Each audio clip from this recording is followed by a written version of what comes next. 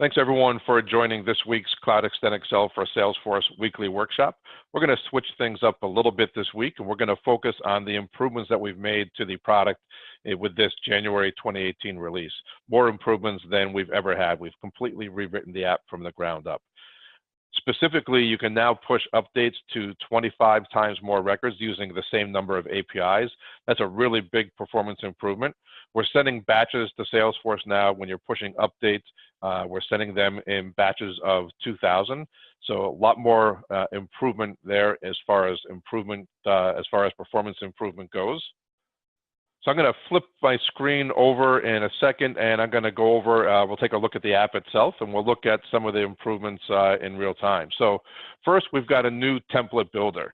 One of the things that people asked for before was the ability to have type ahead when you're selecting fields. You always had the ability to do type ahead as you were selecting objects. So for example here, if I was searching for a lead object, I could always type lead and then select it. But what was missing was this next step where you could actually do a type ahead for field names. So now you've got that. So if I want to drop in, say, first name, last name, and description, I can come in here, choose first name, last name, and then say description. One of the other nice features that we have here is that you can now drag and drop these to change the sort order. So if I wanted to move description up to the top, I can just simply click and drag that, and then later when I subsequently load my table, it would load instead of alphabetical order like the old version, it would load as description, first name, and then last name. What I really like about this is you can now quickly identify which fields are in the template and which ones aren't. So before, if you remember, you would have to kind of grab a scroll bar here and then scroll down, and there was a check mark next to the fields that were included. And if you wanted to remove that field, you would have to click an X to get rid of it. Now, if I wanted to remove a field, if I don't need to see city, I added it by mistake, I could just click the little trash icon and then quickly start adding the fields that I want. I could always grab this scroll bar and start scrolling down, but much easier to use type ahead. So I think that's going to be a big improvement for users.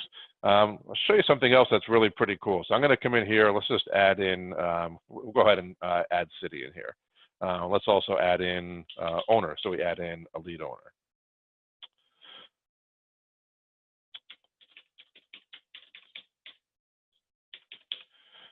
Now I'm going to click on save and load. With the older version, when I clicked on save and load, you wouldn't even be able to load that template. You would get an error saying you were about to overwrite something. Here, we tell you in advance, hey, you're going to overwrite something and you still want to continue. Just go ahead and say yes. So you no longer have to start clearing out your data first. So once I've got my table loaded, now I'm just going to go ahead and click on download. I'll bring in all the data that happens to live out in this Salesforce account. So 667 records are downloaded. And we talk about tables being more flexible. With the previous version, you weren't able to even move a column around or insert a column. With this version, as I mentioned before, you can change the sort order within the template itself, and it will load in that order. If you want to change the sort order again, you can actually come back into the table itself here and insert a column, drag another one over it if you want to move them around, etc. Now, any changes that you make to the table order here won't be reflected in your template. So next time you load your template, it will load with the predefined sort order, not the sort order of your table here. But let's just show a quick example of how this can come in handy. So maybe I want to look at state as well, and I'm building this to eventually distribute to other users. So I'm going to come over here and I'm going to insert a column. And I'm going to just call this column my state. And here is where we map the information up to Salesforce. So you can see that in column, in row 1, we put this in a white font. And you can see this is lead.lastname, lead.city. So in this case, I want to make this lead.state. So I'm going to just drag my formula from cell F1 over to G1. And I'm going to change city to state. And again, I can change my state to anything. So we're ignoring any values that someone enters in row 2 here. This is to make it easy for your end users to actually see the values and subsequently use. Now, let's just say I want to just highlight a bunch of rows and just click on refresh. And this will go out to Salesforce, and it's actually now bring in the value state for each one of these records as well.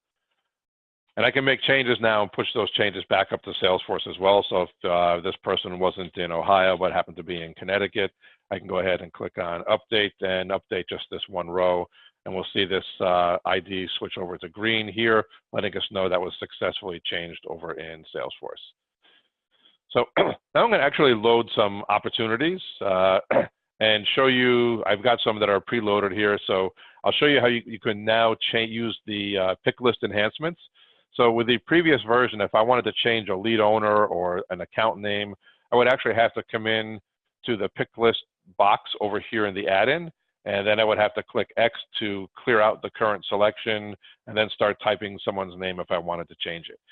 With the new pick list enhancements, you can just kind of ask you to watch cell H3 as I type in a value. So I want to change this to Justine Berto. I'm just going to type Justine. I'm going to tab off it. You'll see the box turn to a dark gray, and then you'll see it resolve. So it went out, it did a lookup for Justine Berto, and if I make the row a little bit bigger, you'll see we're actually now populating the Salesforce ID underneath the person's name. This just makes it a little bit cleaner, a little bit easier to read. So that's a nice feature that we added for the pick list enhancements. I do also want to show you how you can create multiple objects, multiple records at the same time. So I'm going to come over here. Let me just clear something out here.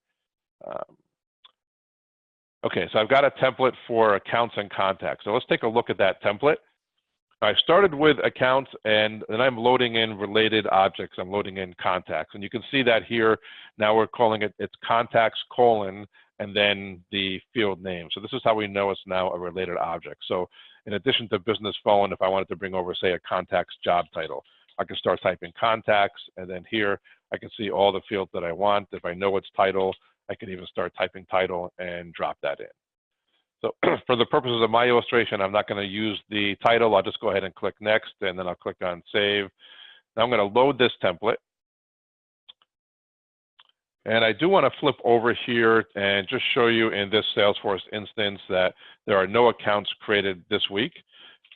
And I'll come back over to Excel, and I've got my accounts and contacts with, I just call it raw data over here. So here, I'm just going to copy and paste the account name, phone number, etc. So here's first name or contacts, right? So contacts, first name, last name, phone number. I also want to show you how you can use a formula to pull in data from other worksheets as well. Now, this is nothing new in this version. You could always do this, but I'd like to highlight it. And because this comes over with a text format, we're going to get an error the first time, but I'm going to show you how to resolve that as well. So we've got account name, and I just want to pull in account name from my raw data. I want to pull in Appleseed. So because this is text, it's actually putting in the entire formula name. It's not resolving the formula for us. However, if we just change that format to general and then come up here and then enter, just press enter, you'll see that the entire name gets resolved. And because I set up my table in such a way that I can, the phone number comes after account over here, I can also just drag and drop that formula. So now I've got everything I need to create 1, 2, 3, 4 companies, and then all of the contacts for those companies in Salesforce. Notice that what we're going to do, what the CloudExtend Excel for Salesforce will do, is it'll create a new company or a new account in Salesforce at each break in the name. So all these contacts, Zach and Elizabeth, will live with Appleseeds, Arnold, Betsy, Anthony with Big Company, etc. So let's see it happen in real time. I'm going to go ahead and click on Insert Update. I'll choose all rows, and in less than a second, we should see that 4 new accounts are created, and then we also have contacts are created for each one of those accounts. So here the ID is returned in green, knowing that the account names were created. We're also letting you know what the contacts IDs were, and we're also letting you know which account each one of these contacts are associated with. So you can see here, this is the same account ID that you see over here next to the account name. So let's pull this up over in Salesforce. I'm going to go ahead and click on refresh. And then here you can see the 4 accounts were created. Which one of these has, say, the most contacts? Looks like a tie between Big Company and Jones Farm.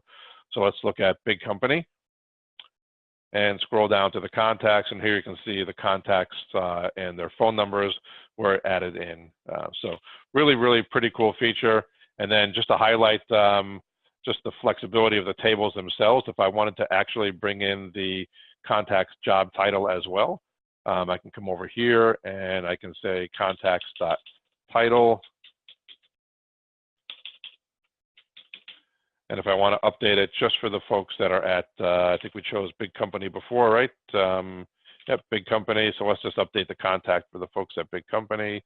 This will be president, VP, and director. So now I can push these changes back. I'll go ahead and click on update. Just these 3 selected rows. That shows as being successful. And now if I refresh the entire account and then scroll down to contacts, we should also now see that those titles were included as well. So the point I'm trying to make here is if you're a power user, you can really work very, very fast once you get to know the tool itself. So last, I want to talk about template sharing. This is a very, very highly requested feature. You can now take your template, load it onto the workbook, and then share that workbook with other users. And as long as those other users have a CloudExtend Excel for Salesforce license, they can simply click on the Data tab, load their CloudExtend for Salesforce, and then once they start clicking inside the table, then all the actions in the table will be available to them. They could refresh if they want to get the most recent data from Salesforce. If they've got IDs there that are preloaded, they can click on refresh and then make changes, push it back to Salesforce, etc. So as long as you've got a way of sharing that workbook, and most people do these days, you can share it by email, you can place it in a network shared drive, put it up on OneDrive, etc. Then as soon as someone opens that workbook, and then loads the CloudExtend Excel for Salesforce add-in and signs in, they can now start interacting with their Salesforce data using templates that you've built for them. So really a pretty cool feature. So let me pause now just to see if there's any questions from other folks on the webinar. Okay, so just one question so far. So this question is related to the SOQL statement. So yes, not a lot's changed here, but it's nice to highlight. You can actually use your own SOQL statements. So let's just say I'm going to, let's just load we don't have to load one. We've got a lead template created right here. I can click on Create Filter, and then you'll see down here that the SOQL statement is being built. You can actually edit this SOQL statement yourself, and then you can click on download, etc. So if you wanted to say, I don't know, let's just say, I'm going to just first click on add a rule because it helps me. I'm not a SOQL expert. Let's just say we're states, right? So states is equal to, and let's just say CA for California. So when I go ahead and click on save, and if I come back in and edit this filter, you'll see that the SOQL statement was created where the state is equal to California. Now I can edit this if I want to. So I can go ahead and say if I want to make this where the state is equal to CT for Connecticut. I can edit that, then I can save it, and then I can run my download. So you can make this really, really, for a power user, there's a lot of control that you have over this. Where I've seen customers use this is where they don't know what the internal or what the Salesforce ID is for the records they want to bring in. So they'll use the where clause. They might say where, let's just say state is in Connecticut, CT, comma, CA, comma, MI, if they want to bring in leads that are in a particular state without having, or a particular set of states, without having to go ahead and create multiple rules up at the top. And then if you don't want to use the your SOQL statements, just go ahead and click on reset, and then you'll be able to start using the our filters again. Okay, let's see, any other questions? Yeah, I thought, so this question is related to price, and I thought that we did push this out there, so apologies if we didn't. Yes, many of you had signed up originally at our initial price of $300 per year. We've actually dropped that price now, so on your renewal, you'll be renewed at $149 per year. Okay, any other questions? Okay, no other questions out there. So everyone, thanks for watching. Please feel free to email me. My email address is chris.corcoran, C-O-R-C-O-R-A-N, @celigo.com. I'm a general manager here. If you have any questions, reach out to myself. I'll make sure myself or a member of my team gets in touch with you. Please let me know how you like this. Thanks for watching.